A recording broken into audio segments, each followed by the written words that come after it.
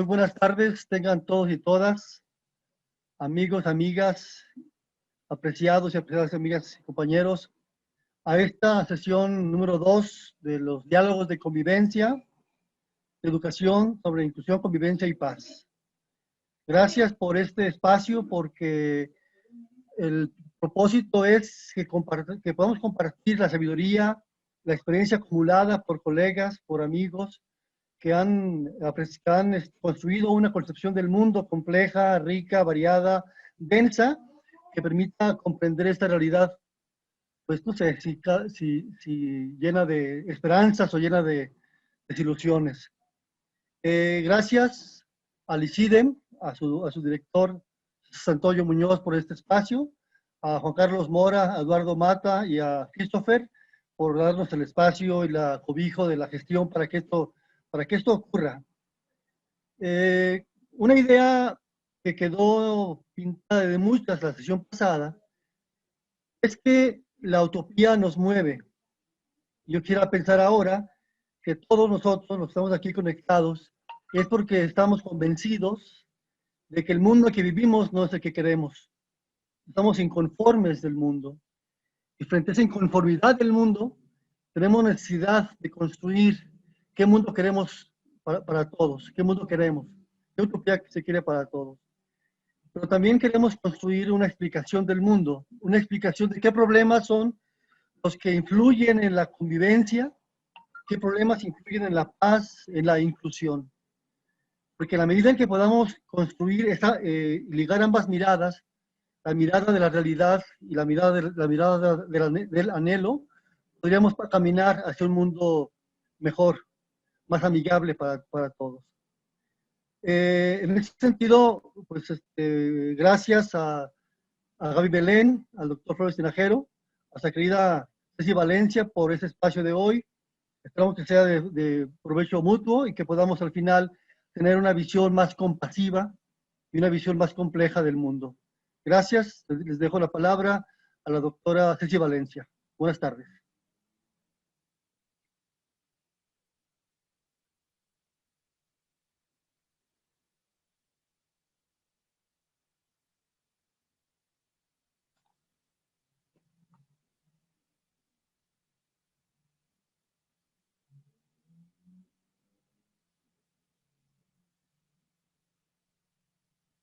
Adelante, Ceci. Bien, una disculpa, como que no se activaba el micrófono. Bueno, pues gracias por esta invitación.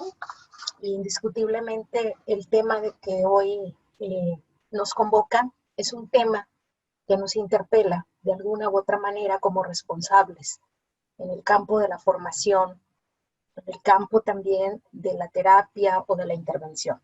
Tengo el gusto de presentar, y quién mejor que para hablar sobre el tema, al doctor Miguel Ángel Flores Tinajero. Él es un distinguido psiquiatra infantil y juvenil con maestría en terapia familiar sistémica. Realizó sus estudios de filosofía de la ciencia en el Centro Universitario de Ciencias Sociales y Humanidades. Es oriundo de la ciudad de Guadalajara y es fundador además de la Clínica de las Emociones del antiguo Hospital Civil Fray Antonio Alcalde. Allí atiende la consulta del servicio de psiquiatría desde hace 23 años. Es docente de la Escuela Normal Superior de Especialidades y de los Hospitales Civiles Fray Antonio Alcalde y doctor Juan I. Menchaca. Es vicepresidente del Colegio de Psiquiatras de Jalisco AC y jefe del Departamento de Psiquiatría del Hospital Civil Fray Antonio Alcalde. Doctor Miguel Ángel Flores Tinajero, es un gusto contar aquí con su presencia y pues tiene usted la palabra para abordar este complejo tema relacionado a los sufrimientos emocionales y las adicciones de niños y adolescentes. Adelante, por favor. Antes de iniciar, quiero también dar la bienvenida a todos los que aquí nos acompañan, a todos los asistentes que amablemente se conectaron a este a esta charla, y les quiero solicitar amablemente que todos los comentarios que vayan surgiendo, preguntas y dudas, por favor, las escriban en el chat o bien a través del Facebook Live. Esto nos permitirá finalmente recuperar todas las preguntas, todas las cuestiones que ustedes planteen para que precisamente este diálogo sea fructífero. Sabemos que va a haber muchas posiciones y es muy importante establecer de manera asertiva un diálogo que nos permita fortalecer nuestras perspectivas. Bienvenido, doctor Miguel Ángel Flores Tinajero, y ahora sí, cedemos con mucho gusto el uso de la palabra.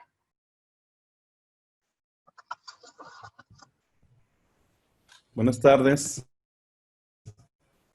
¿Nos escuchamos bien? Sí. Bueno, buenas tardes. Felicitar a la emoción que hizo posible estas pláticas. Una gran responsabilidad hablar sobre los sufrimientos en la niñez, y podríamos comenzar hablando de los casos que vemos en los hospitales civiles desde hace 23 años. Les diré que hasta el 2012 yo vi solo 48,600 niños. Los primeros compañeros psiquiatras y psicólogos infantiles que me ayudaron a compartir ya la consulta hasta ahora.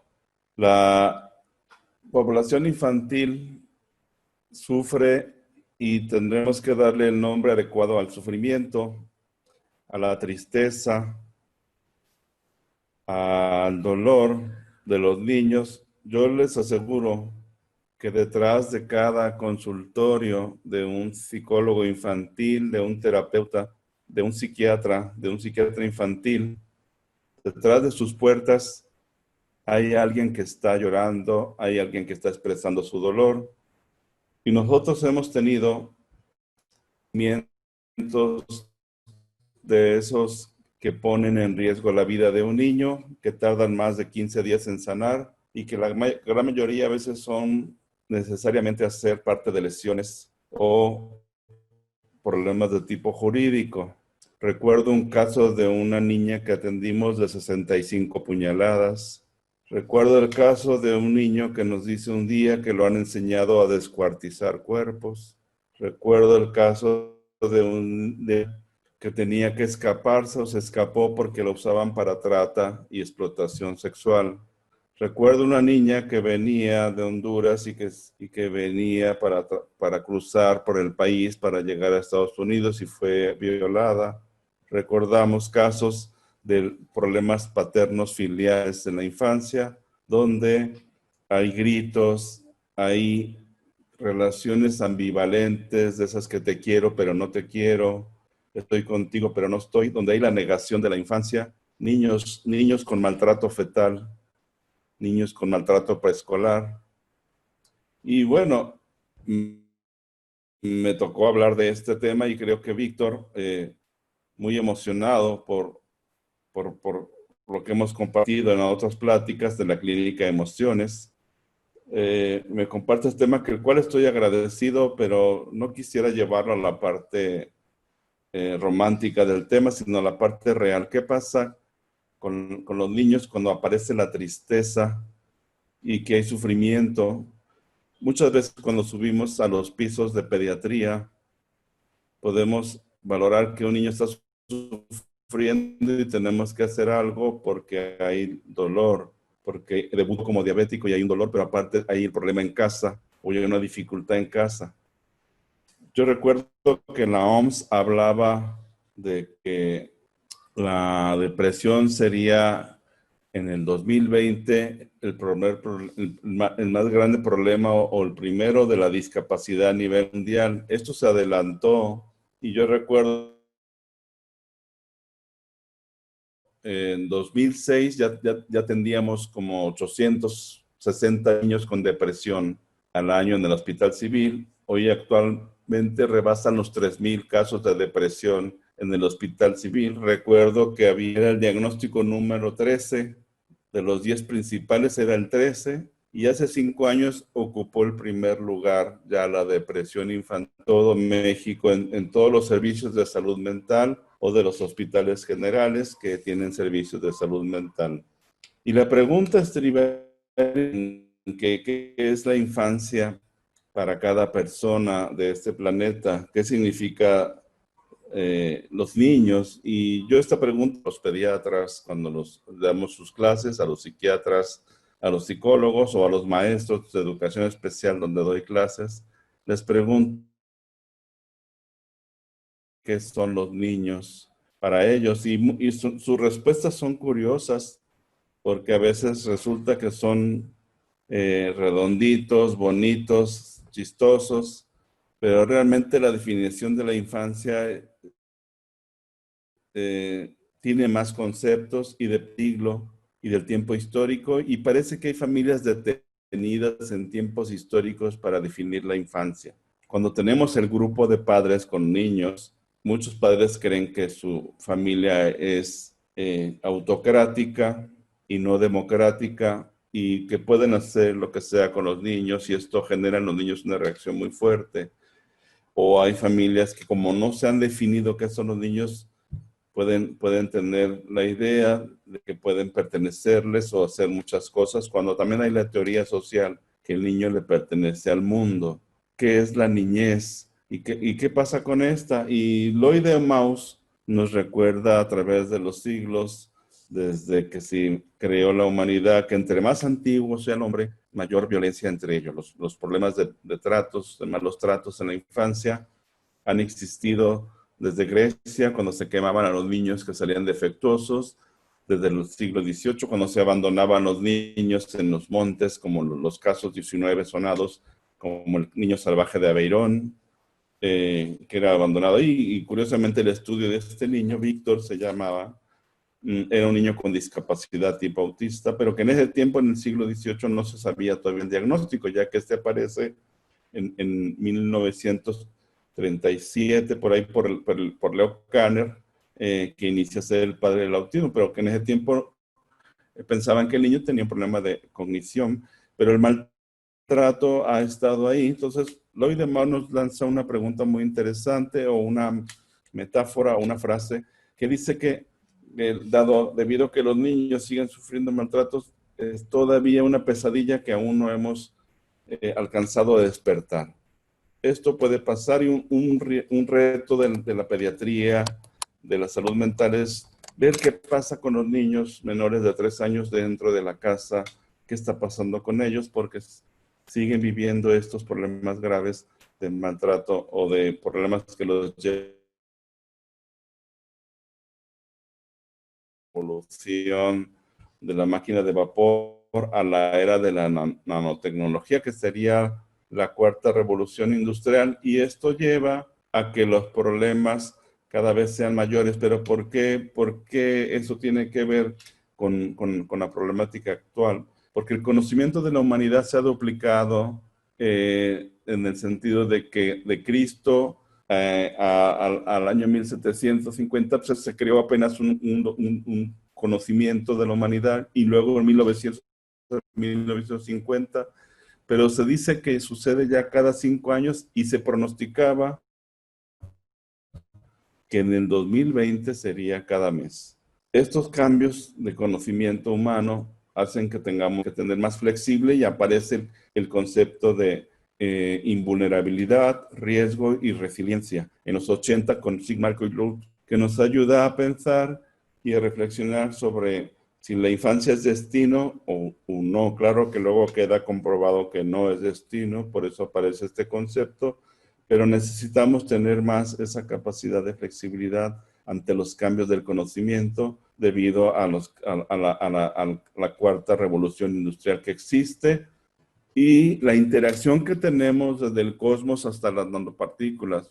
La teoría de la mente, o la construcción de la mente en la infancia, tiene que ver con su experiencia de cada niño entre su gen, su ambiente y la experiencia que tenga de su familia, todas las interacciones de cada ser humano le va a crear su propia mentalidad. Y esto nos hace pensar que qué está pasando con la mente de la infancia que está viviendo actualmente problemas para que sufra, cuáles son sus interacciones que tiene. Y interminables serían los casos que nosotros vemos todos los días. Hoy en la tarde no alcanzaba a llegar ahorita a la presentación porque estamos hospitalizando a una niña con una depresión, pero ya de tipo psicótica, por problemas graves en las interacciones que ella tiene, de acoso escolar, de sufrimiento familiar, y que la llevan a un problema de tristeza. Tenemos niños que expresan tristeza desde los 2 años, desde los 4 años, desde los 6 años, y está el sufrimiento que lo va englobando a esta parte. Las nuevas concepciones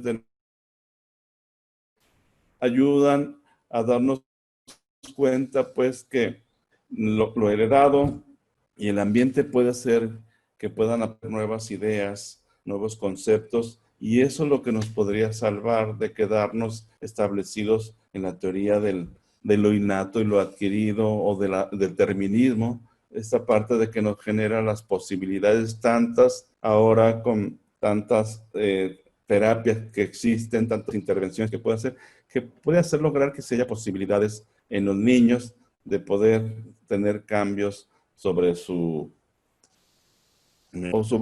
emociones. Ya el término conectoma nos llevó a darnos cuenta que todas estas redes nos darían la estimulación de los niños o en cualquier persona puede dar la oportunidad de generar una nueva manera de ver el mundo. Digamos, la gente no se queda atrapada en una forma de ser, si es posible que le ofrezcan hacer un orden, un metacambio que pueda dar la posibilidad de concebir el mundo bajo los conceptos de la vida. Cuando llegan a esa parte, el niño ya un proyecto de vida. Muchos problemas que tenemos con nuestros niños o nuestros adolescentes es que tienen proyecto de muerte. Han caído en anomia sin tener claramente en ellos mismos el anclaje hacia quererla vivir. Cuando el niño sale de con nosotros de estar hospitalizado o de las tenemos que anclarlo al proyecto de la vida, ya que sabemos que los genes solamente dan el 10% de las interconexiones neuronales porque el 90% se forma de las experiencias de los niños que tienen con el mundo.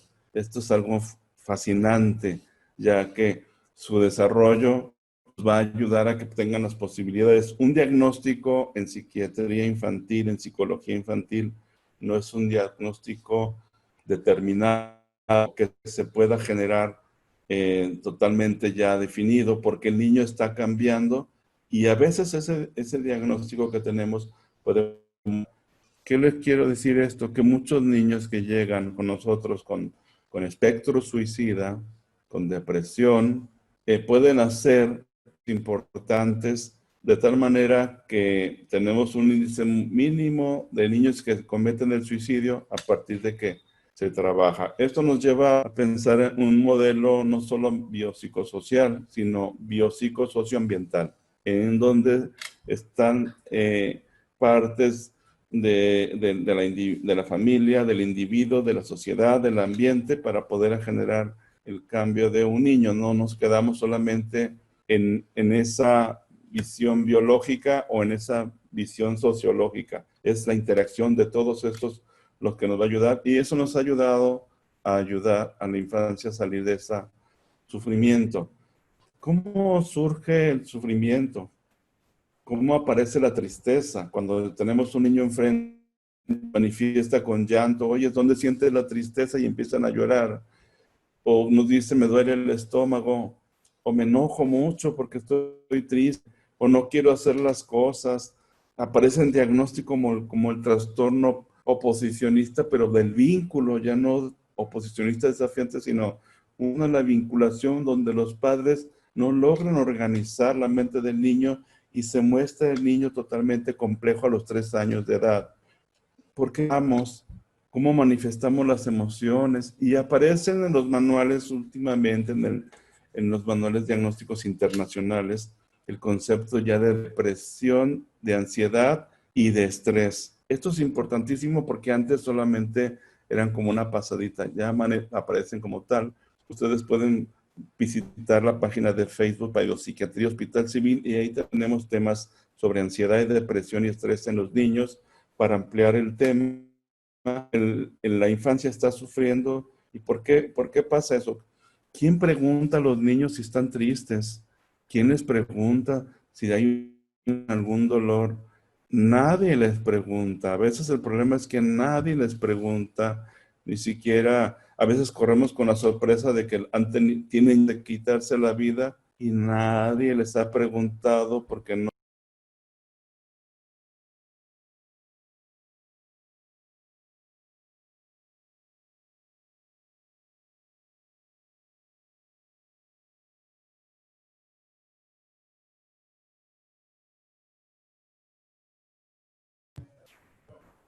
Bueno, ya se escucha.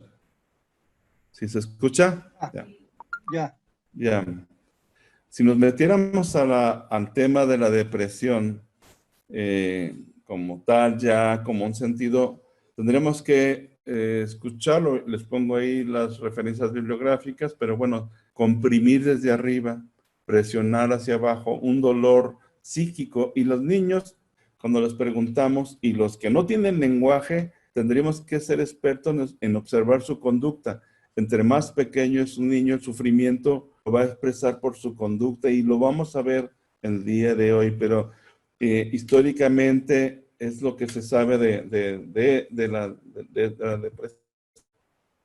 Y de ansiedad también, que hay una aflicción en los niños.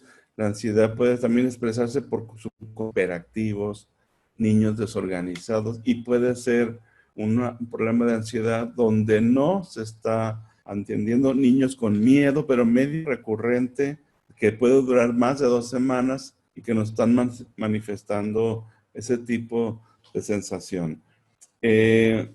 Comentarles, esto es una gran responsabilidad porque la verdad hay un problema grave en reconocer históricamente el problema de la depresión en los niños porque tiene poco tiempo. Desde 1600 ya se empezó a hablar ya sobre la hipomanía y manía y la tristeza. Aparece el concepto de tristeza en 1600, pero eso apenas aparece y empieza a ver, si ya habían bien las ciencias de la salud mental eran todavía inexistentes. Había pedagogos que se dedicaban a atender a la infancia. Entonces el problema de reconocer el sufrimiento infantil sigue siendo un problema actual muy grave. Es un retardo histórico porque la gente cree que los niños son eternos, o igual en los adultos hay gente que no cree que la gente se pone triste, échale ganas y ya pasará. No es así. Cuando alguien tiene su sistema neuronal a nivel de neurotransmisores se ha modificado y hay un dolor que no se puede controlar en este. También reconocemos a Rousseau y Luc cuando ya tenían tratamientos a nivel de exposición gradual para los miedos infantiles. Miedos en los niños que son naturales y se los voy a compartir más adelante. Y Darwin también nos habla de la emoción, la ansiedad como algo adaptativo, digamos. Si los niños tienen una reacción adaptativa ansiosa, no es un problema, pero el problema cuando hay esto. Y ahí es cuando dice, no puedo con esto, doctor, me siento mucho dolor, estoy muy asustado y no podemos dejarlo así. Los naturales que encontramos en los niños, aquí se los pongo, que puede ser hasta animales, a la oscuridad, al daño físico, son naturales, pero estos son recurrentes, que pasan más de 2 semanas, ya no son tan naturales, ya hay sufrimiento y tenemos que atenderlos. Pero se describe esto parte de un miedo natural pasajero. Obviamente, si ustedes notan que esto persiste, ya no es pasajero. También reconocer que la historia de los teoristas que manejaban el sufrimiento del niño existe que consideraban al niño que no poseía la madurez suficiente para experimentar una depresión. Eso es algo curioso. La gente luego lee estas cosas y cree que se sigue pensando igual. Como no tenía consolidado una estructura de pensamiento según las teorías de aquel tiempo, pues concibía que el niño no era capaz de tener sufrimiento. Es mucho la comprensión. Y estamos hablando ya del siglo XX, ¿verdad? Freud encabeza la teoría de la neurosis de la ansiedad, que empiezan a haber nuevas ideas sobre los niños, fue un boom muy fuerte, pero empiezan a haber otras teorías que empiezan a interlazarse con las teorías que había en ese tiempo sobre las relaciones precoces, sobre la madre e hijo, sobre las teorías del aprendizaje, sobre el desarrollo cognitivo, la interpretación. Y esto va cambiando la manera de ver a los menores. De hecho, en uno de los relatos de Eloy de Maus de la historia de la infancia dice que la empatía nace a finales del siglo XVIII, cuando una madre, envolviendo a su hijo como los envolvían antes, como tamales, lloraba y para justificar el llanto le daba una nalgada. Y nos dice, posiblemente este sea el primer esbozo de la empatía hacia un niño que llora, justificar su llanto. ¿Por qué lloran los niños? ¿Qué está pasando con su sufrimiento? ¿Por qué detrás de una puerta de un psiquiatra, de un psicólogo, hay tanto dolor? Bueno, les podemos narrar todo lo que hay en un proceso de estos niños, pero sería incansable, sería interminable. Y lo importante para mí el día de hoy es que lo podamos percibir. También los constructivistas cambian y dicen que aparece el concepto de muerte a partir de los 7 años, aparece la moral, y por eso Platón y San Agustín nos decía que denme un niño y le regresaré un hombre, mediante el concepto de irreversibilidad. El siglo XX, pues, empieza a haber mucha literatura cada vez más, aparece la psiquiatría infantil en el mundo, la psicología de los niños. Todavía tenemos en nuestro estado pocos psiquiatras. En el Hospital Civil contamos con 2 psicólogos infantiles para los miles de niños que llegan. Hay poca ciencias para la salud mental, hay poco interés de las políticas públicas para la salud mental y los niños están sufriendo. Su comprensión y el dolor no se da porque existe poco esta comprensión. Ya sigue evolucionando el concepción y luego aparece depresión enmascarada, pero también aparecen equivalentes depresivos. Y esto nos abre un campo en el 62, depresivos de niños hiperactivos. Yo les digo a los estudiantes que están ahí conmigo, que cuando ven un niño caótico no piensen en un trastorno hiperactivo, piensen en depresión o maltrato infantil. Un niño caótico, desorganizado, puede ser que tenga un problema en la relación de su casa o en la escuela, o un maltrato infantil de tipo psíquico, sexual, físico o emocional. La ansiedad, el control de esfínteres, la enuresis, el mojar la cama, eran equivalentes depresivos que luego se van teniendo que buscar en la depresión. También aparecen los estudios de la Casa Cuna de Coyoacán, de René Despit, de la depresión analítica, sobre los niños que son separados y sufren depresión. Y lo que se aprende, desgraciadamente, históricamente, tristeza. De ahí las teorías de Kanner, de Asperger, donde el estudio de los niños con autismo, pero los niños con problemas de la depresión. Aparece un congreso mundial sobre psiquiatría infantil en el 37, y esto se empieza a hacer las escuelas de la psiquiatría infantil en otras partes del mundo, como en México, y de psicología infantil. El aprendizaje es una comorbilidad que vemos frecuentemente en niños con depresión, problemas de aprendizaje y suicidio. Y no se reconoce, el suicidio ha aumentado, era descomunal el 300% en niños, y se cree que va a haber una epidemia grave de suicidio en nuestro mundo. Está habiendo mucha difusión sobre esto, debido a que, bueno, como parte de la depresión nos sigue el suicidio.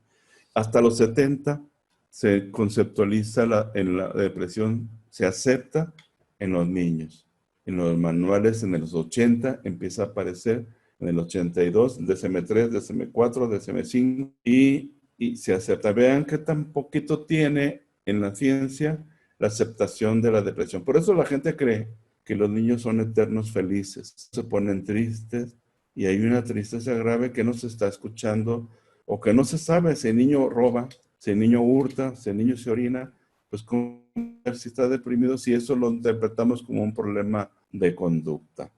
Bueno, van modificándose las ideas con los estudios de Rutter. Rutter es un psiquiatra de Inglaterra vivo y que sigue haciendo estudios sobre esto de la depresión y las entidades van cambiando cada vez más con las publicaciones de nuevos autores, de tal manera que llegamos a esta parte que les quiero compartir, donde la psicología del desarrollo del 4, y luego llega la psiquiatría clínica y de ahí los manuales. Esto va generando un cambio y luego van habiendo combinaciones de estas ciencias de tal manera que siguen yendo, pero se van retroalimentando de unas a otras. La nosología luego describe que la depresión de los niños, la tristeza, el sufrimiento no es igual por edades, de tal manera que no es igual en un lactante, en un preescolar o en un escolar o en un adulto.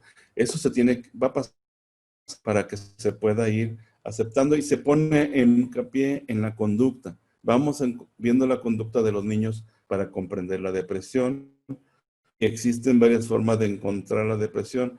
A mí me llegaban casos donde decía, bueno, como su mamá es depresiva, va a haber un niño depresivo. Solamente pensaban depresión biológica. Y claro que los niños se enferman médicamente, pero la depresión en ellos comienza en un ambiente violento posiblemente, que es el sufrimiento y la tristeza en niños, ¿verdad?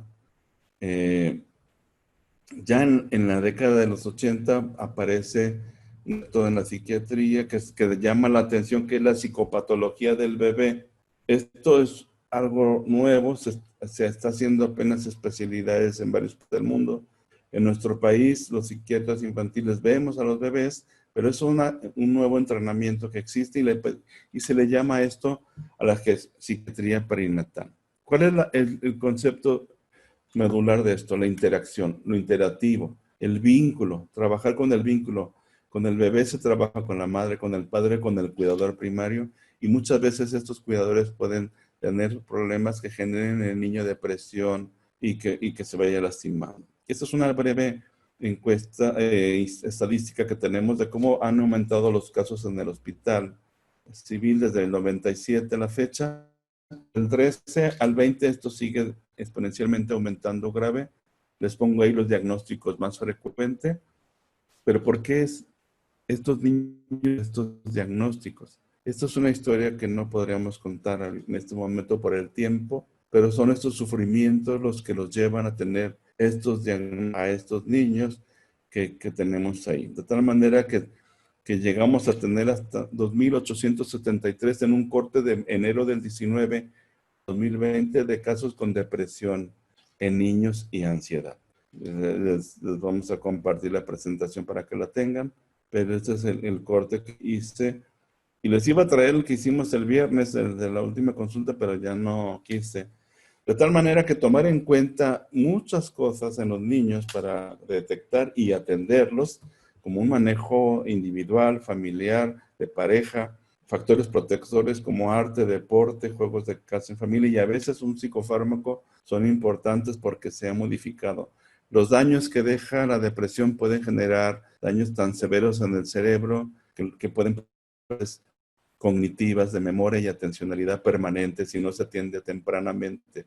Digamos, la depresión afecta una OMS nos dice del 2 al 4% y en adolescentes del 4 al 8% de la población mundial, y está allí. Para terminar, ustedes tendrían que ver estas conductas en los niños que están sufriendo y no interpretarlas como niños problemas de conducta. Niño deprimido, niño con comportamiento agresivo, con agresividad, no que el niño es agresivo, que padece de agresividad, niño deprimido, que tiene retraimiento social, niño deprimido, que tiene somático, niño deprimido. Entonces tenemos que aprender a ver conductas que no aprendamos la juzgadera y que veamos a un niño con un problema de comportamiento. Recuerden, entre más pequeño va a ser la conducta. Que están postrados, que tienen dificultades, se desvaloran, que no se quieren, niño que tiene depresión. Y aquí hice una recopilación de lo que vemos en los bebés. La interconsulta más importante en estos últimos 23 años de los bebés con tristeza y sufrimiento es la indiferencia. Así no pide el pediatra. Y luego encontramos nosotros esta gama de datos que están ahí en los niños que tienen sufrimiento infantil y que puede ser tan grave que pueden hasta fallecer de esta tristeza. Les hacen los pediatras muchas cosas. Yo cada vez tengo en mi consultorio más bebés por sufrimiento.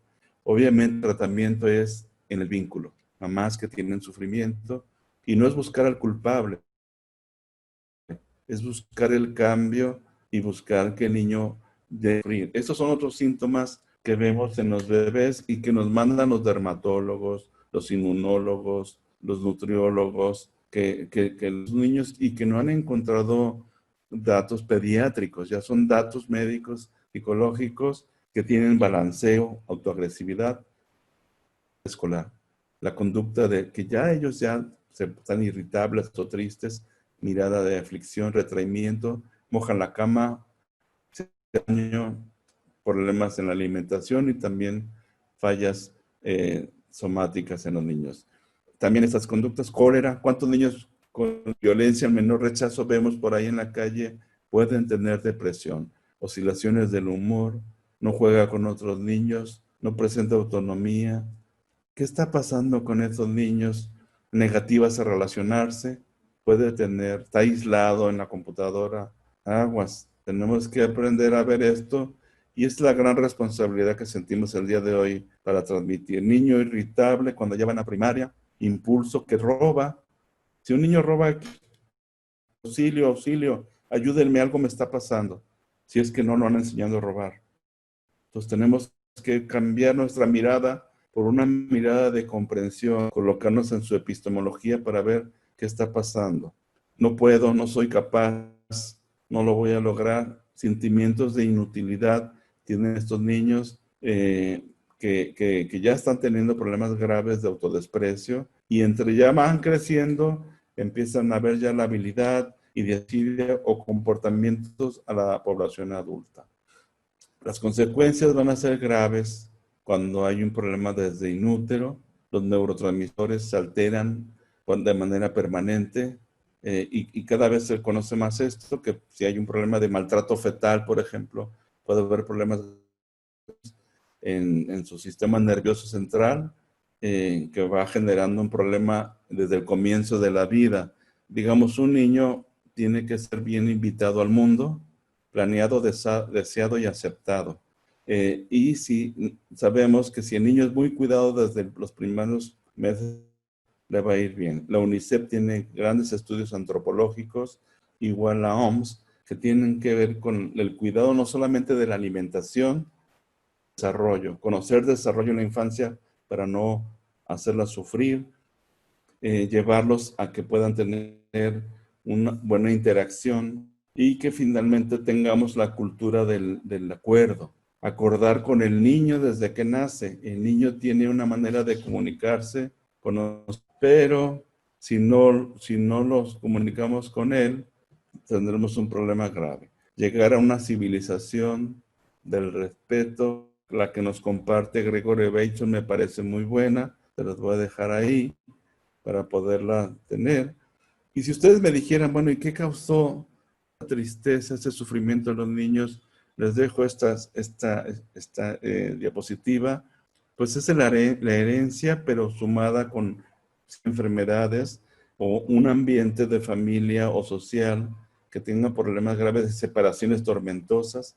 Nosotros cada vez tenemos padres que los hijos, pero hasta nosotros nos demandan también a sus médicos que los ayudamos, peleas conyugales tormentosas, alteraciones de los papás de personalidad, que no las saben, mamás con neurosis, papás borderline, papás narcisistas, y que no saben que tienen eso porque solamente gritan abusos o negligencias, problemas en el colegio y problemas cada vez de hacinamiento que va a llevar a los niños a una problemática grave.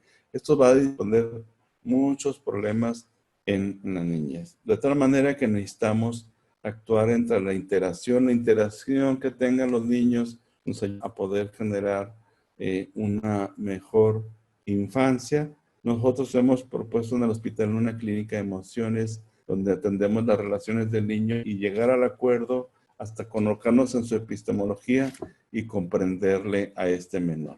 Con este concluyo y gracias a todos ustedes por el interés. Buenas tardes.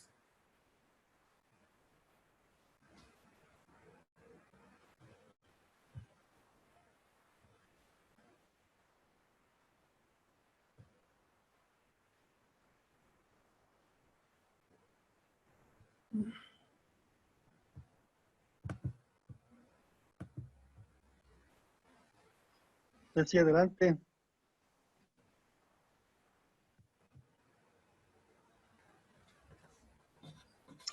Ok, gracias. Estaba esperando a que se me autorizara el uso del micrófono. Agradezco mucho. Doctor Miguel Ángel Flores Tinajero, muy interesantes. De hecho, ya hay toda una serie de preguntas y comentarios que nos han hecho llegar nuestros participantes, nuestros asistentes a través del chat. También les queremos recordar que a través de Facebook Live pueden interactuar.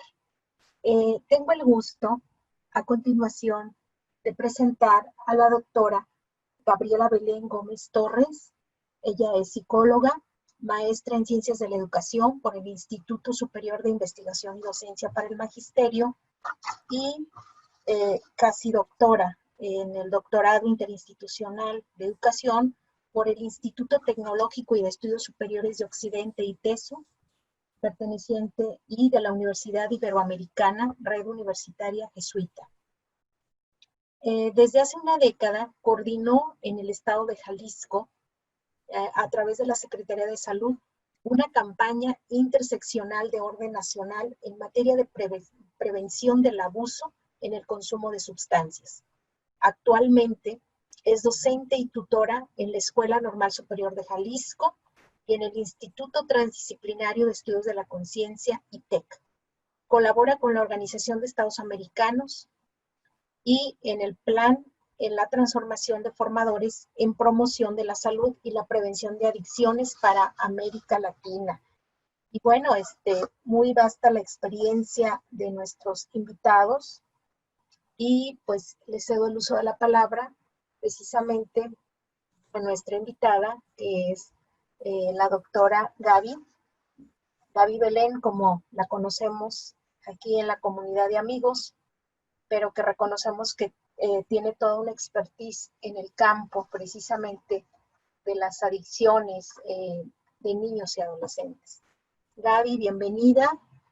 Y Hola, invitamos al público para que se unan con sus preguntas y comentarios. Adelante, Gaby, bienvenida. Muchas gracias a todas y todos. Gracias, Vic, por la invitación.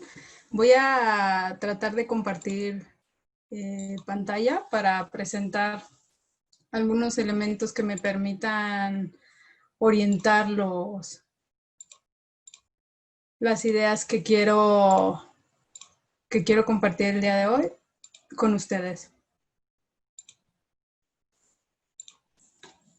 No sé, Juan Carlos, ¿me comparte si lo logré, por favor, como en la prueba?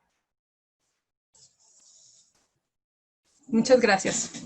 Muy bien, bueno, trataré de hacer lo mejor posible después de la presentación que hace el doctor Flores. Y bueno, básicamente yo te quiero agradecer tu tiempo y compartir como algunas ideas y al final algunas preguntas que yo he planteado a partir de este tema del consumo de sustancias en nuestra infancia y adolescencia. Y quiero aprovechar también los tiempos que estamos viviendo hoy con el COVID para señalar algunos elementos que considero claves o importantes para para reflexionar respecto al consumo de sustancias.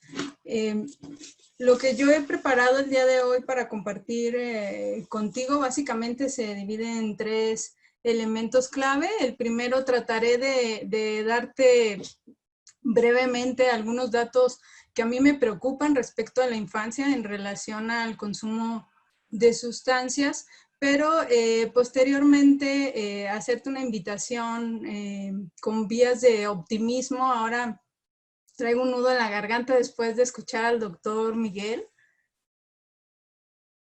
Entonces la idea es, también yo te compartiré algunas cosas que estrujan mi corazón, pero no me gustaría que nos estacionemos ahí, sino mirar hacia dónde podemos caminar juntos para la prevención del abuso en el consumo de sustancias.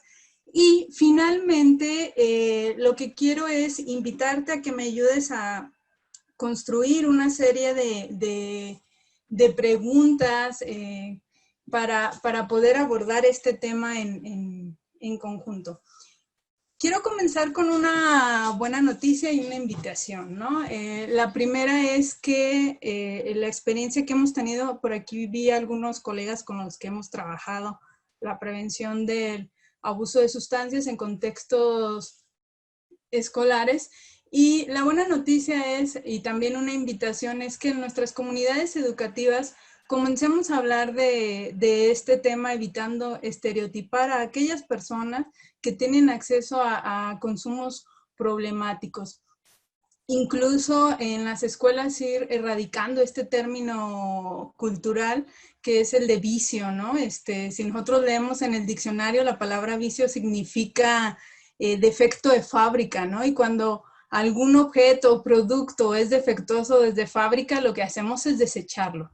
Entonces, la idea en esta parte es invitarte a pensar el abuso en el consumo de sustancias desde otras ópticas, diría el doctor Flores hace rato también, animarnos a mirar desde distintos referentes. Y la buena noticia que yo te quiero dar respecto al abuso de sustancias es que nuestra experiencia, cuando hemos aplicado, por ejemplo, hay una batería que para algunos es común, POSIT por sus siglas en inglés, que nos ayuda a identificar factores de riesgo en el estudiantado. Es una batería que se adapta a la comunidad mexicana en los 90s y bueno, mide algunas áreas de riesgo. La buena noticia estriba en que generalmente la de consumo de sustancias o drogas es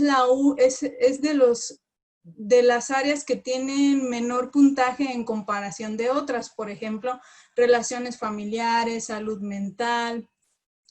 Y esa es una buena noticia porque entonces lo que nos está sugiriendo es que nuestras comunidades educativas, sobre todo las de educación básica, media superior, aún se encuentran esto es el ciclo, lo que se conoce como el ciclo de la adicción, entonces aún se encuentran en consumos experimentales o en consumos donde se genera lo que los expertos y las expertas llaman tolerancia a las sustancias. Esa es una buena noticia porque la invitación es a hacer intervenciones que eviten la progresión del consumo. Aquí voy a hacer como una apreciación cultural. En México no decimos ya se es tolerante a la sustancia. Regularmente en nuestras comunidades lo que decimos es ya soy buena para tomar, ya aguanto más, ¿no? Entonces son como las cosas en las comunidades educativas en las que debemos de poner mucha atención. Después de esta buena noticia, te voy a decir algunos datos que yo te decía que me estrujan el corazón y los quiero compartir contigo, sobre todo para que juntos encontremos otras respuestas.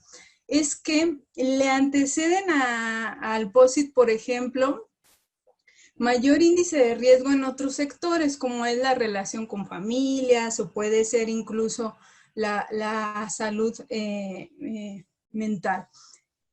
Esta buena noticia la quiero acompañar con elementos que son preocupantes. Para mí el COVID viene a subrayar un montón de problemáticas sin resolver, de desigualdades, de injusticia, y entonces nos está recordando, por ejemplo, a las escuelas dentro de las ganancias que estamos teniendo respecto del COVID es recordarnos la importancia de transitar a esa idea de aulas o escuelas sin muros. Esto es, el COVID nos está obligando a poner atención en todos estos temas que de alguna manera los teníamos presente y no hemos logrado erradicar, entre ellos el consumo de sustancias. ¿Dónde viene ya la serie de malas noticias? Si bien yo te decía que en la aplicación de baterías para identificar áreas de riesgo en los estudiantes con el POSIT, adicciones está en los últimos lugares. Estos son algunos elementos que a mí me preocupan sobremanera y que se relacionan con, como decía el doctor Flores, con el sufrimiento de nuestra infancia, con el consumo de sustancias. Por ejemplo, me parece que por aquí está Aurelio, que es un colega que ha hecho investigación recientemente respecto de la relación que tiene el abuso y acoso sexual con el consumo de sustancias, ¿no? Entonces, antes hay una serie de problemáticas en algunos casos que luego llevan a nuestra infancia y a adolescencia a comenzar a experimentar con las drogas y posteriormente a desarrollar consumos problemáticos. Me voy a centrar en algunas como datos que a mí me preocupan mucho en nuestra infancia. Por ejemplo, en el mundo aún todavía hay muchos niños que no tienen, aun cuando ya se reconoció hace más de 70 años el derecho a la educación y la salud, sabemos que la escuela dentro de nuestras políticas públicas está considerada como una puerta a la educación, pero aún hay muchos niños y niñas que no tienen acceso a la escuela. Hay otra cosa que yo te quiero compartir que me preocupa mucho y después iré hilando en el transcurso cómo es que esto se relaciona con el consumo de sustancias, es que también, por ejemplo, en el 2015 se detecta, 2015 sí, o 16, perdón, si no, con gusto dejaré la presentación para definir la fecha, pero en esa época, a partir de los reportes de la OMS, se detecta, por ejemplo, en el mundo que 1.2 millones de adolescentes entre 10 y 19 años murieron, pero por causas que pudieron ser prevenibles o tratables, que es ahí donde yo quiero que tú y yo pongamos mucha atención. Y este dato que viene aquí sí tiene que ver con el consumo de sustancias. También dejaremos la presentación y si gustas después podrás ahondar, pero más que hablar de cuántos están consumiendo y de la incidencia, estos de los nuevos casos de consumo, algo que yo te quiero señalar, por ejemplo, la prevalencia en la última encuesta de escolares que tuvimos en Jalisco, que ya fue hace rato en el 2012, también ubicábamos que en educación secundaria hay jóvenes que están consumiendo, pero aumenta cuando entran al bachillerato. Y son cosas que quiero que tú y yo pongamos atención porque son los puntos en donde nosotros podríamos hacer prevención y acompañamiento a nuestra infancia y juventud. Algo súper importante también es que me preocupa un montón, sobre todo, por ejemplo, con la investigación que te mencionaba yo del colega Aurelio, es que México ocupa el 8º lugar en matrimonio infantil a nivel mundial, a pesar de que en el 2014 se aprueba la ley para evitar el matrimonio en el país, el matrimonio con menores de edad. Nosotros seguimos ocupando el 8º lugar en eso. Y algo también que se relaciona con esto del matrimonio infantil, nosotros tenemos, se detectó en el 2012 una disminución de madres adolescentes de entre 15 y 19 años de edad. Pero ponme atención en este dato. Sin embargo, en el 2015 aumentan las madres de entre 10 y 14 años de edad, ¿no? Entonces, son cosas que a mí me están preocupando un montón porque aparentemente en el país tuvimos una disminución en la maternidad adolescente, pero en cierta edad, pero lo que yo me pregunto, por eso yo quiero cerrar con una fase de preguntas, es ¿cómo es posible que haya aumentado esta cifra? Después, algo que se relaciona para África, Asia y América Latina es que de los abortos peligrosos o riesgosos que se producen en el mundo, se estima que en estos continentes, África, Asia y en el caso de América Latina, por lo menos 3 millones de esos abortos suceden en menores de edad. Entonces también nos habla diría el doctor Flores, no estamos escuchando y no estamos dando seguimiento a las problemáticas que están enfrentando nuestras niñas, nuestros niños, nuestros jóvenes. Este tema no es para ti nuevo, que es la obesidad infantil. También México forma parte de los primeros lugares, desgraciadamente. Y yo, más que centrarme en esto, te decía, quiero que giremos al elemento del optimismo.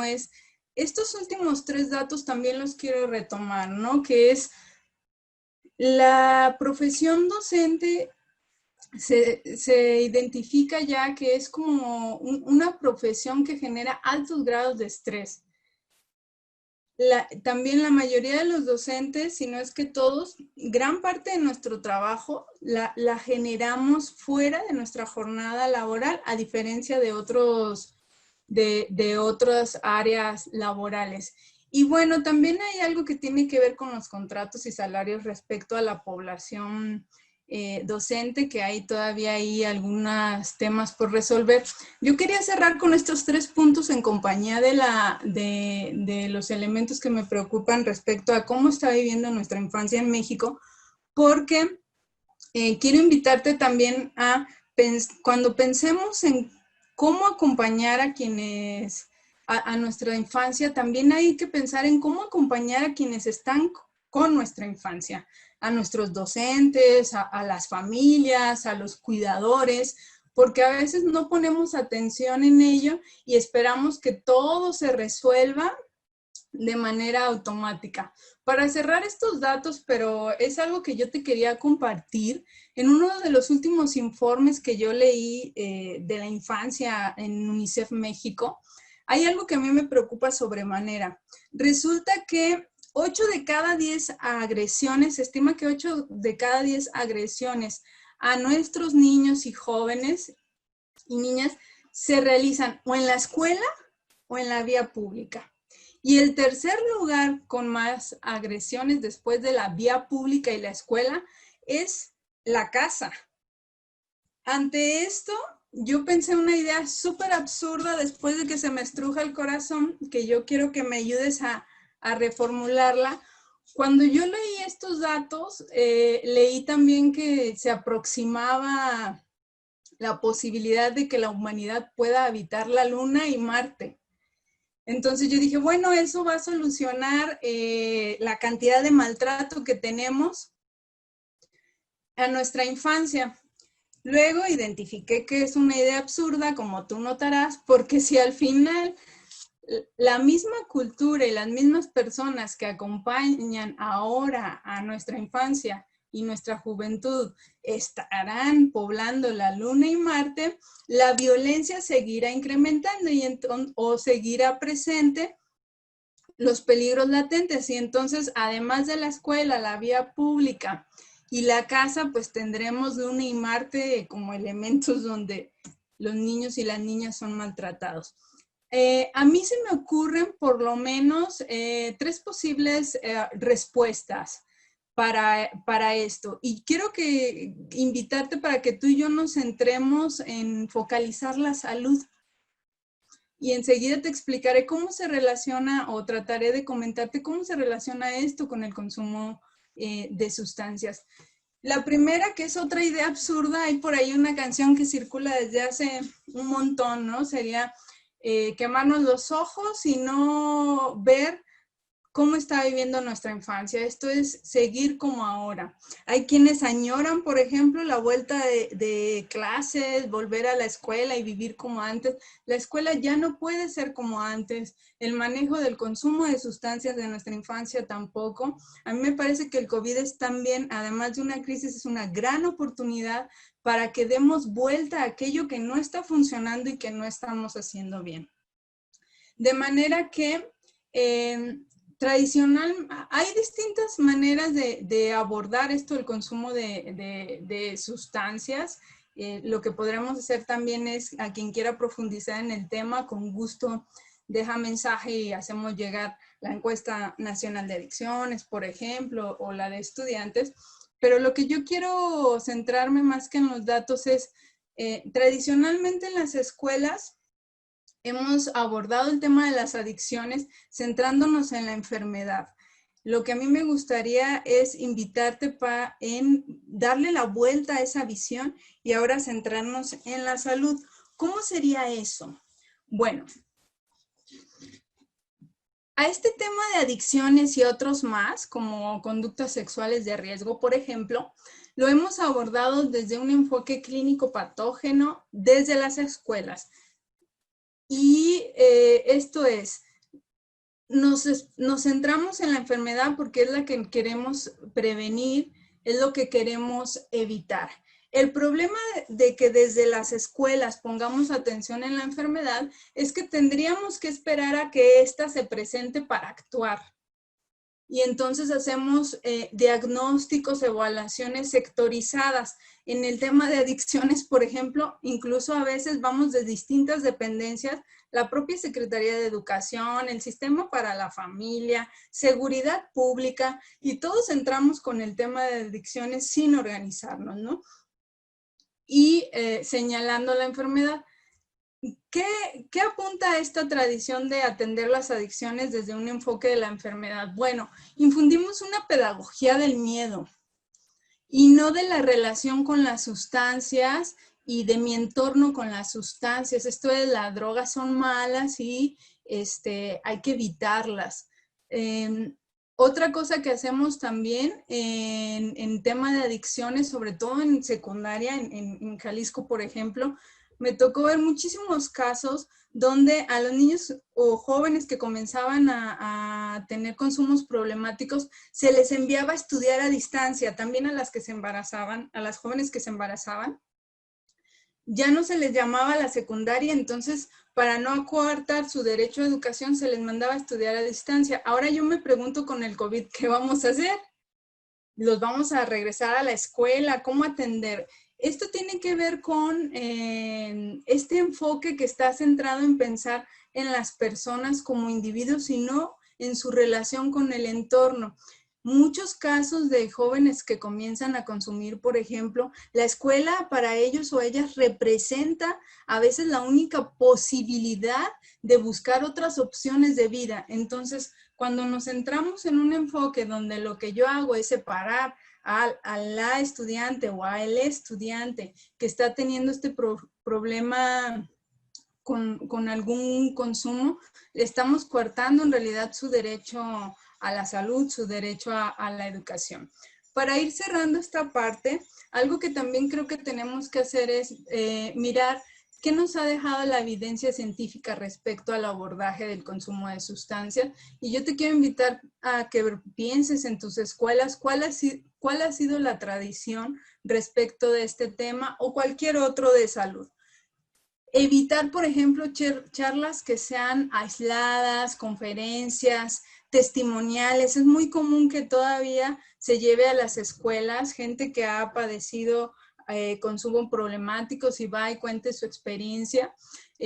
Ahora sabemos que eso no ayuda a prevenir como tal o a cambiar conductas o pensamientos respecto al consumo. Centrarnos solo en fortalecer la autoestima, por ejemplo, también no es algo que ayuda en este tema porque en realidad lo que necesitamos son intervenciones cada vez más integrales, cada vez más completas. Y los materiales impresos también, no solo entregarlos por entregar, pues son cosas que no están resultando, pero que son intervenciones o acciones que todavía seguimos realizando en nuestras escuelas. Para cerrar, para ir cerrando mi participación, lo que yo quiero hacer es como invitarte para que pienses conmigo en resolver esta pregunta, es cómo migrar desde nuestras escuelas a esa preocupación por la enfermedad o por generarla, porque mis estudiantes o mi comunidad educativa no genera adicciones, a entonces preocuparnos en cómo promover la salud y el bienestar. Y aquí algo que nos interesa mucho a las escuelas, que es algo que quiero subrayar, es ¿cuál es la relación entre el bienestar y los aprendizajes? Pero también cómo los aprendizajes pueden llevarnos a desarrollar salud. Bueno, aquí te puse una tira del gran Quino, ¿no? El asunto es preguntarnos si lo que estamos haciendo realmente es lo prioritario para abatir el problema del consumo de sustancias en las escuelas. En cambio, que aquí ya vienen los bríos de optimismo, lo que yo quiero invitarte es, uno, aprovechar los avances que tenemos científicos y qué nos ha dicho la ciencia en materia de prevención de adicciones para que nuestra escuela entonces se centre en la preocupación del bienestar y salud. Bueno, ya sabemos que la escuela es un medio y escenario para generar salud. También sabemos que hay que promover el aprecio y la valoración por la diversidad. Yo aquí subrayé esto porque además es un derecho, nuestra infancia, nuestra juventud tiene derecho a divertirse, a jugar en la escuela. A mí algo que me preocupa, por ejemplo, en las últimas reuniones que he estado respecto al COVID y la escuela, alguna vez escuché, o varias veces escuché que tenemos un plan de estudio y un programa, y programas a quién responderle. Y no es así, a quien tenemos que responderles a nuestra comunidad educativa. También escuché que como la versión 2.0 de la letra con sangre entra, esto es, si les vamos a poner todo facilito en la educación a distancia, entonces no van a aprender.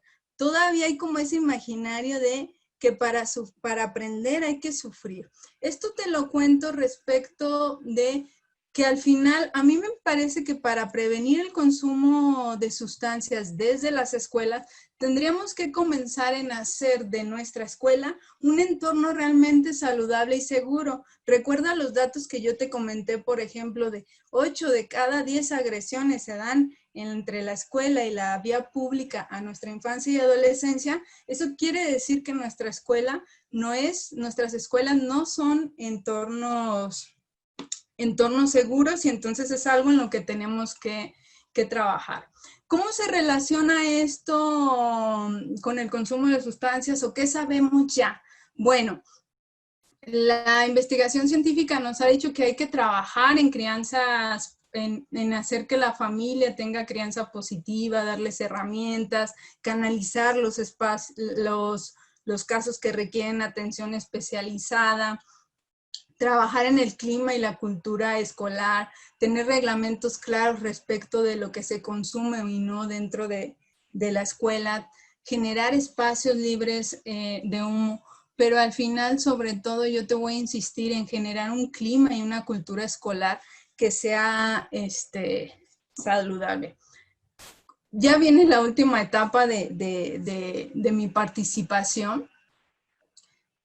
La idea es, yo decía hace un inicio que estos tiempos revueltos que el COVID nos está dejando, diría Edgar Morin, las crisis lo que provocan son reacciones, soluciones, dudas e incertidumbres.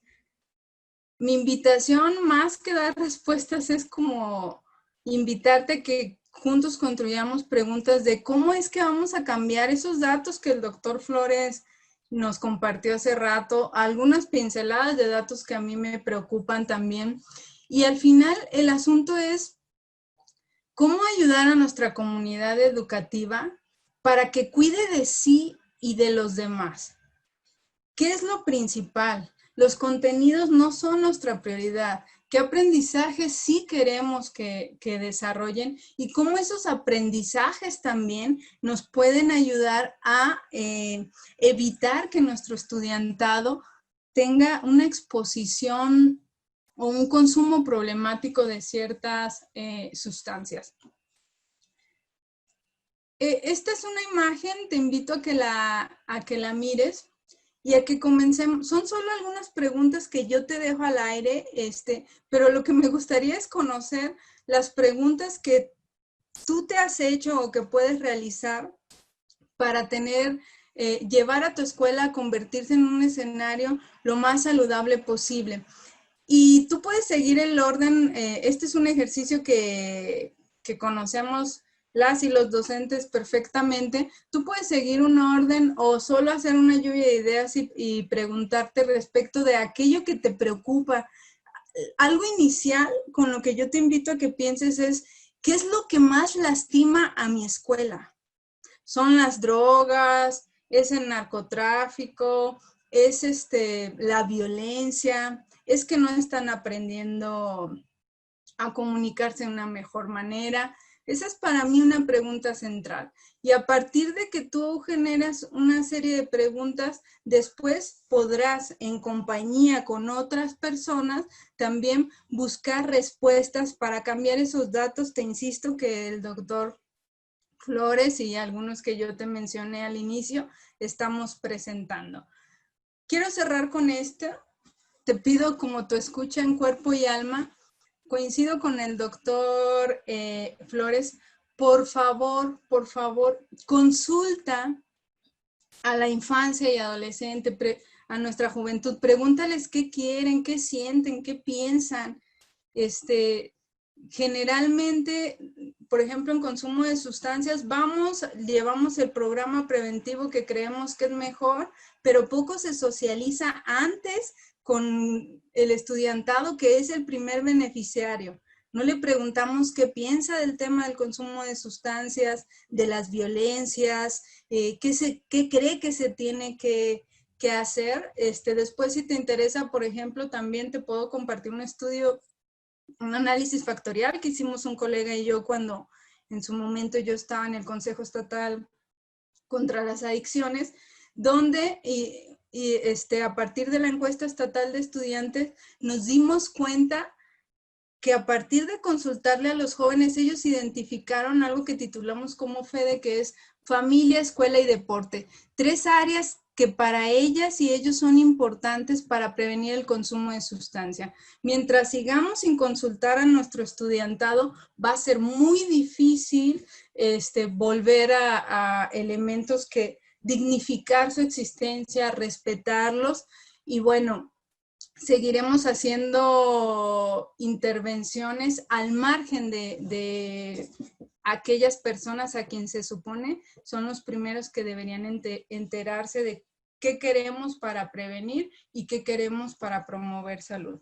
Hasta aquí sería como las ideas que yo quiero compartir. Muchísimas gracias y quedo a disposición ante sus preguntas, las preguntas que quieran compartir. Y también si alguien quiere andar con sobre algunos datos, con gusto compartimos lo que tenemos al momento.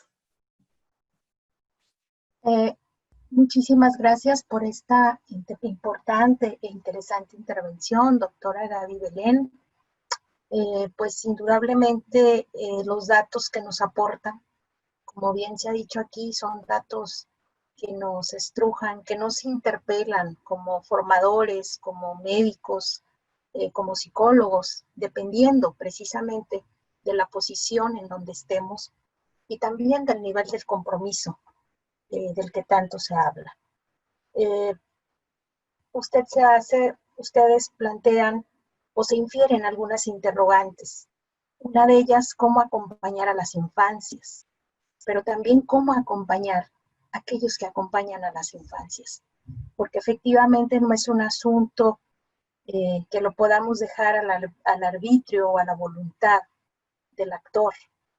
Es una visión que se tiene que ver desde el propio sistema, desde las familias, desde las escuelas, pero hay un aporte fundamental que usted nos hace, doctora Gaby, y que tiene que ver precisamente con recuperar la voz de las juventudes y de las infancias, saber escuchar. Creo que hay muchos aprendizajes que precisamente nos interpelan, nos llaman, nos mueven a la reflexión. Voy a dar lectura a las intervenciones, a los comentarios que se han dado y que son preguntas muy importantes y también posicionamientos donde se muestra una empatía, pero también una gran necesidad pues de que nos aporten su expertise y toda esa vivencia que han tenido con respecto a este fenómeno complejo. Voy a dar lectura a algunos comentarios. El doctor Miguel Ángel Pérez les mando un saludo y pregunta, ¿cómo detectan a un niño con depresión o a un niño deprimido? Esta pregunta pues va dirigida al doctor Miguel Ángel Flores Tinajero y voy a dar lectura si les parece bien, voy a darle lectura a las preguntas, ustedes van tomando nota y al final les cedo el uso de la palabra para que respondan el conjunto de preguntas. Otra pregunta de Hilda Aurora Mariscal Uribe nos dice, doctor, si se trabajara en psicoterapia, la corriente psicosocial, ¿qué se tendrían que incorporar necesariamente a los padres en las sesiones con los niños? Gerardo Rangel nos dice, si los niños o adolescentes tienen un proyecto de muerte, le cuesta trabajo pensar que sus padres cuenten con un proyecto de vida. Hay datos, otra pregunta de Alejandro Rodríguez García, hay datos sobre niños no deseados, porque el vínculo de los padres es esencial en la posterior estabilidad emocional. El maestro Gerardo Rangel, ¿es posible pensar que un adolescente que presenta conductas de violencia o conductas inadecuadas, podemos pensar que en él subyace un proyecto de muerte? Es decir, ¿es un adolescente que sufre y experimenta mucho dolor? María Guadalupe Hernández nos pregunta, le pregunta más bien al doctor también Miguel Ángel, ¿cómo promover con profesores una mayor sensibilidad al sufrimiento de los niños en cualquier edad? Bueno, creo que esa la pueden responder ambos. O bueno, las preguntas las leo y los comentarios y cada quien al final da su respuesta o las respuestas. Otra pregunta de Alberto Romero dice, ¿en qué momento y hasta qué alcance puede impactar una experiencia de abuso en un menor de edad fisiológicamente hablando? Mauricio Ochoa, creo que apuntalar competencias para ser resiliente puede ser la solución. ¿Qué estrategias para hacerlo, para hacerlos más resilientes, podemos emplear? Fabiola Nayeli Torres González, como docentes, ¿qué tanto o de qué forma es posible y prudente intervenir? Leticia Cabrales pregunta, ¿cuáles serán las afectaciones en el desarrollo de los niños por motivo de la pandemia? Esta creo que va para Gaby. Preguntan también si pueden compartir su presentación. Creo que ya dijeron que sí. Jessie Delgado nos dice, considero que todos podemos hacer un papel importante para el bienestar de la infancia desde cualquier ámbito, siendo figuras de identificación positivas, difundir buenos tratos y velar por el interés superior de la niñez. Rosario Segovia felicita al doctor Miguel Ángel y dice que tiene excelentes recuerdos de usted porque atendió a su nieta en el Hospital Civil. Monse dice, son diversos los factores que hoy día están relacionados con la depresión, la ansiedad, el uso de sustancias y el suicidio. Y la pregunta, ¿qué hacer desde la institución, escuela, sociedad y familia?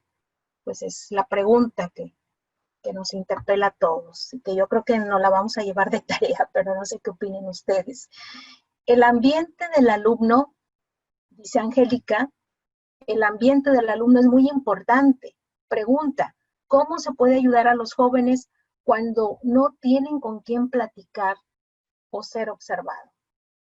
Y la Aurora Mariscal Uribe dice, duele mucho nuestra infancia. Me pregunto cómo desde la escuela acercar a los cuidadores y padres de los infantes y adolescentes para apoyar en sus estilos de crianza. Bueno, estas son las preguntas, se las hago en conjunto para que tomen la palabra. Pues comenzaríamos por una cuestión de orden con el doctor Miguel Ángel. Doctor, tiene usted el uso de la palabra. Estas son las preguntas y pues adelante con sus comentarios y sus respuestas. Muchas gracias. Sí, bueno, disculpen ustedes si el tema resultó fuerte, pero la responsabilidad de quedarnos callados pues, es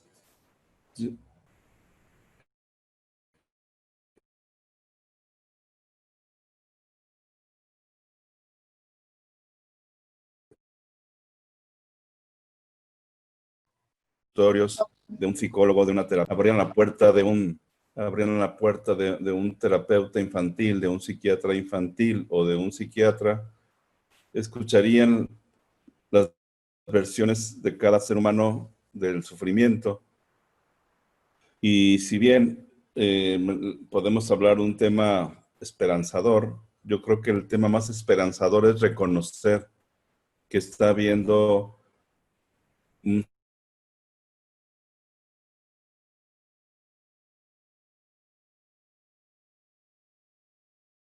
siglo de la depresión, un siglo del sufrimiento, de muchas de las teorías que tendremos que utilizar para ayudar, pero la idea era esa.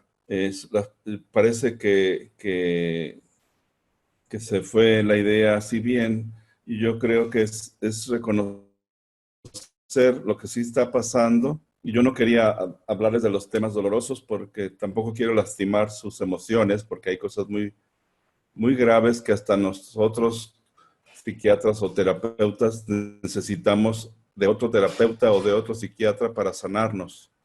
Y entre nuestros compañeros tenemos que hablar de lo que vivimos en el consultorio día a día, hoy mismo.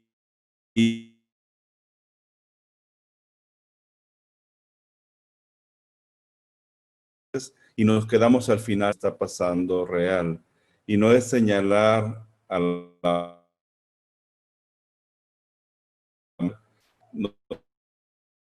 no es señalar al maestro o a la maestra, es buscar la manera de relación, respeto, y que finalmente se entienda la epistemología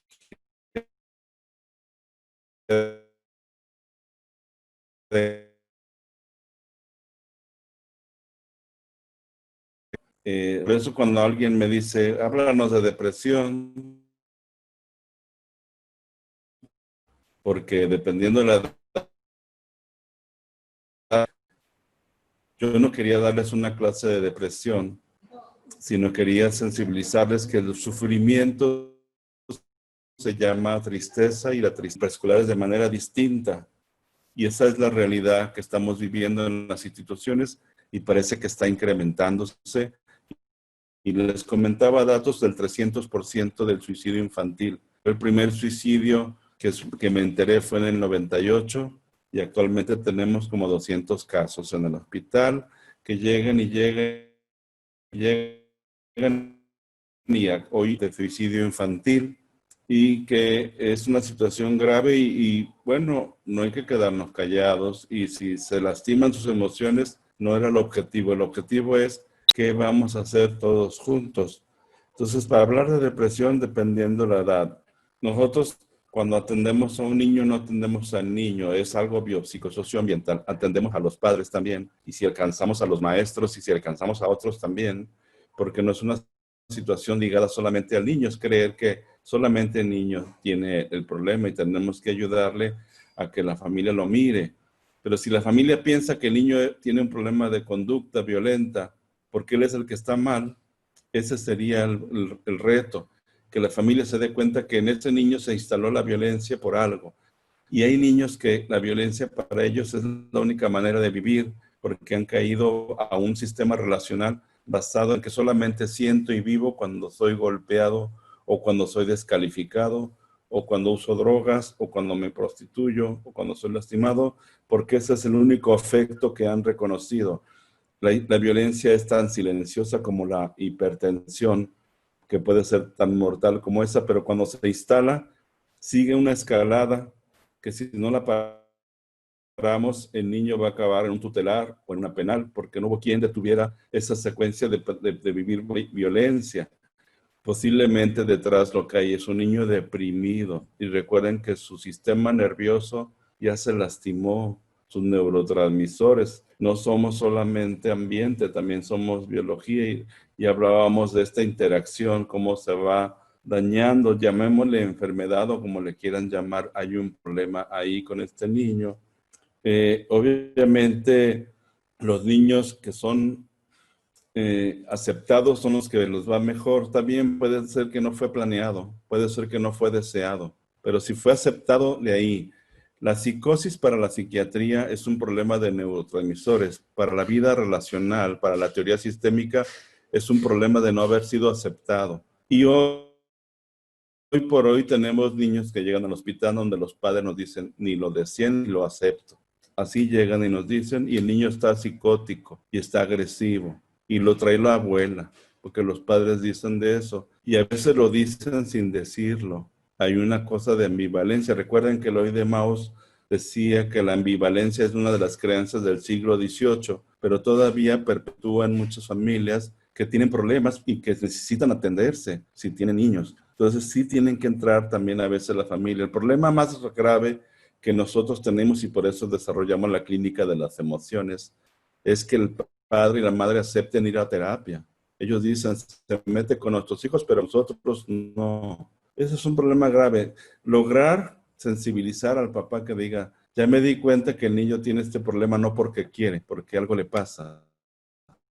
Y ya empieza a atenderse. Pero es un proceso largo para que lo haga la familia. Estoy leyendo las preguntas que nos dijeron. Estoy intentando contestarlas ahí. Obviamente, no se trata de estimular la resiliencia en los niños. La resiliencia se aplica cuando hay sufrimiento. Y es el niño que sale avante. Se trata de estimular un ambiente cordial y para eso necesitamos acordar con los niños. ¿Cómo sientes? ¿Cuáles son tus creencias para poder entenderte y comunicarme contigo mediante una mirada apreciativa y de ternura basada en el acuerdo y que nos lleve a tener esta cultura? El problema en esta presentación que yo les di, que tenía este tiempo, era solamente sensibilizar que hay sufrimiento, que las estadísticas nos están viendo, que va a haber una crisis grave sobre suicidio y depresión y que no se está volteando a ver eso, que los servicios de salud están compuestos actualmente por 2 psiquiatras, por 2 psicólogos o no hay ningún apoyo en los servicios de salud mental y esto es lo grave, que no se está apoyando a quien ayude a la familia a hacer cambios relacionales en ese sentido. Por ahí iba el tema. Gracias a las personas que nos han llamado, que nos han felicitado. También comentan que si hay afecciones en el desarrollo por pandemia. Bueno, nosotros hemos tenido un programa de COVID Kids en el Hospital Civil donde tenemos una línea para atender casos de crisis. Hoy mismo me llegó una señora que murió su marido de COVID. Ella tiene COVID y sobrevivió y los niños están muy afectados. Esto es algo que está pasando y obviamente sí hay efectos del COVID en la pandemia en el desarrollo de los niños, pero también hay familias que han logrado, en la historia de las pandemias se dice que son cíclicas y que tenemos que resguardarnos para protegernos y sobrevivir. Quien logra hacer esto y tiene que buscar los ambientes en casa, y hoy con esta tecnología de llevar la escuela a la casa, hasta que se pueda generar lo que siga, y lo que sigue no sabemos qué va a ser. Por eso la incertidumbre genera una situación, pero los humanos están desarrollados para poder generar la adaptabilidad, y eso puede ser un duelo, puede ser un estrés, y que tenemos que decirle avantes. Sí, avantes. Sí hay cambios con la pandemia en muchas familias, y lo hemos visto, pero también son familias que ya tenían una situación de problema relacional o que están viviendo un duelo, y que se le llama así duelo, no es una situación más allá de eso, pero sí ha aumentado el estrés. Les comentaba que este concepto del estrés, aunque mucha gente lo dice, apenas salen los manuales de manera adecuada para hacerle su intervención y su justicia sobre los efectos del estrés. Espero haber sensibilizado. Claro que le voy a mandar la presentación a mi amigo Víctor para que la pueda difundir, y dejo el espacio para mi compañera Gaby.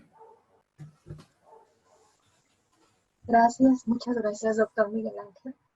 Pues efectivamente hay mucha tarea por delante y las respuestas que nos da pues nos invitan, nos comprometen. Creo que esa es la parte fundamental de estos conversatorios, de estas charlas, de estos diálogos. Vamos a solicitarle entonces a la doctora Gaby Belén que por favor pues haga su intervención con base en estas preguntas y comentarios de parte de nuestros asistentes. Muchas gracias. De nuevo, gracias por su presencia y paciencia. Bueno, yo creo, tomé apuntes y trataré de englobarlo lo más que pueda la respuesta, pero hay Salma me parece que preguntaba respecto a infancia o juventud que se inicia en el consumo de alcohol u otras sustancias. En eso es súper importante acudir a espacios profesionales, en este sentido que sean tratados y tratadas por especialistas para evitar complicaciones. Esto es, por ejemplo, en la experiencia que he tenido, alguna vez nos tocó un caso de un joven que consumió marihuana y solo estaba experimentando, y la mamá lo llevó a un lugar, a un anexo, pero que no seguía criterios de normatividad de la Secretaría de Salud ni de las normas que tenía que atender, y entonces la solución que tomó esa familia fue iatrogénica, esto es, causó más adversidad de lo que tendría que resolver. Y cuando los jóvenes están experimentando, lo mejor entonces es primero saber el nivel de consumo, y eso lo valoran especialistas en el área. Por aquí vi conectadas a algunos y algunos, estaba Lupita, está Laura, está Aurelio, un montón de gente que trabaja en el área. Entonces lo ideal es llevarlos con especialistas. Tenemos en el estado, por ejemplo, 2 instancias que se me ocurre que son expertas en el área, que es el Consejo Estatal contra las Adicciones en Jalisco, que tiene su centro de orientación telefónica y sus centros de atención primaria en adicciones. Y desde luego está también centros de integración juvenil, que son como instituciones donde podemos tocar la puerta para saber qué hacer y que nos orienten de manera preventiva. Respecto, como para cerrar y tratar de conjuntar, para mí algo súper importante es entender o hacer de nuestra institución, de nuestra escuela, una escuela que aprende. Por mucho tiempo se identifica, por ejemplo, a nosotros los docentes como los agentes claves para reformar la educación, la sociedad, y creo que hay algo de razón, pero yo creo que también solos no podemos. Entonces tendríamos que pensar más en generar sistemas de salud y de bienestar dentro de nuestras escuelas y empezar a construir puentes de comunicación con los otros agentes que contribuyen en el desarrollo de la infancia, porque todavía, por ejemplo, ahora con la pandemia yo he mirado en redes sociales un montón de memes que pareciera como los técnicos y los rudos entre la familia y los profes, ¿no? De a ver quién puede más, a ver quién exige más. Entonces yo creo que tenemos que comenzar a generar esas rupturas. Y Gerardo mencionaba algo reinteresante que dice que lo que más lastima a las escuelas no se puede decir. Entonces, juntémonos con aquellos que que queremos decirlo, siempre en las escuelas hay alguien que cree que debe de cambiar, que considera que ya no, la escuela no tiene por qué hacer sufrir al estudiantado. Y aquí algo súper importante con lo que quiero cerrar, que algunos los expertos le llaman, como César Coll, ecologías del aprendizaje, es recuerda que las personas de manera innata nos gusta aprender. Algunas formas en que nos invitan a aprender son las que no nos gustan. Entonces sería que la escuela, ahora que ya nos quitaron los muros, reconozca, valore los aprendizajes que se generan fuera de ella y entonces comenzar a hacer vínculos. Y hace no mucho, el año pasado, en una visita que hizo Frida Díaz a Guadalajara, decía, yo no entiendo por qué, por ejemplo, dicen que los niños y niñas no tienen competencias para la vida. Y ella decía, alguien que viva y sobreviva en México que no tenga competencias para la vida es imposible, ¿no? Contemplando todo el desastre al que estamos expuestos.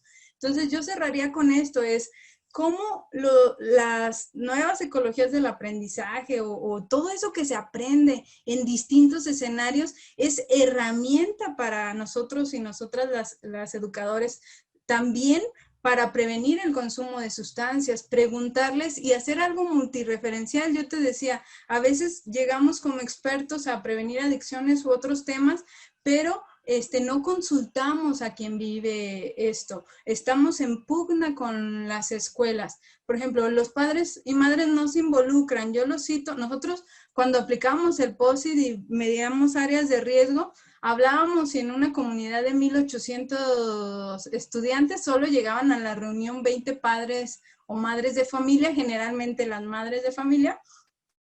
Pero claro, también las reuniones las convocamos en el horario de trabajo de las familias, ¿no? Entonces es como esta parte de que el COVID nos obligó a mirar más allá de nuestros muros, pues es aprovecharla y apostarle, yo te decía, a la salud, ¿no? Porque también entre más promovamos el bienestar y la salud, vamos a evitar algunas enfermedades o riesgos, ¿no? Porque también, imagínate, las escuelas estamos sobresaturadas porque nos llega el programa de VIH, de diabetes, de violencia de género. Entonces, la idea es pensar más en sistemas de bienestar y de salud más integrales que nos ayuden a disfrutar de la escuela y disfrutar de la vida, ¿no?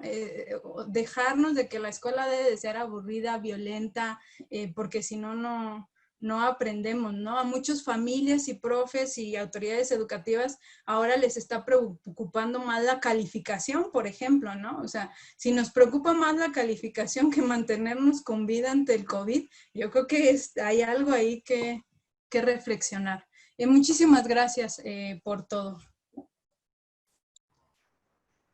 Pues muchas gracias, doctora Gaby Belén. No sé si de parte de, haya otra intervención de parte del doctor Miguel, si quiera cerrar o ya no tenga su otra participación.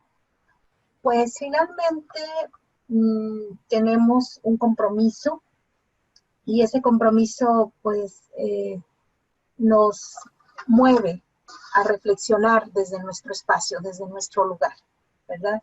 Aquí se habla mucho de la experiencia, también del disfrute de la escuela que los niños deben tener, pero creo que el disfrute comienza con el propio educador, ¿sí?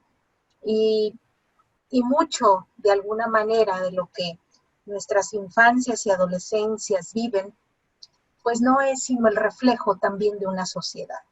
Por eso, como aquí bien se ha dicho, no podemos ver el asunto desde una cuestión individual, sino desde todo ese conjunto de factores complejos que interactúan y que nos hacen sentirnos parte de un sistema.